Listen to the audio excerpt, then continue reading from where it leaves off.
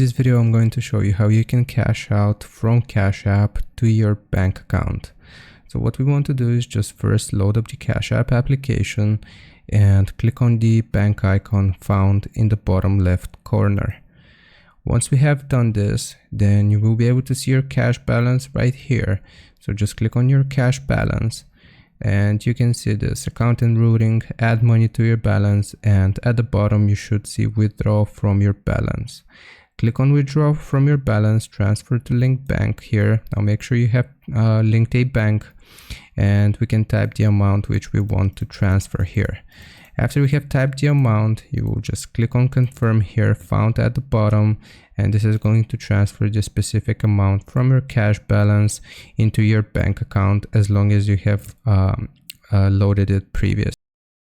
I hope this helps you out. Leave a like and sub, and I'll see you next time.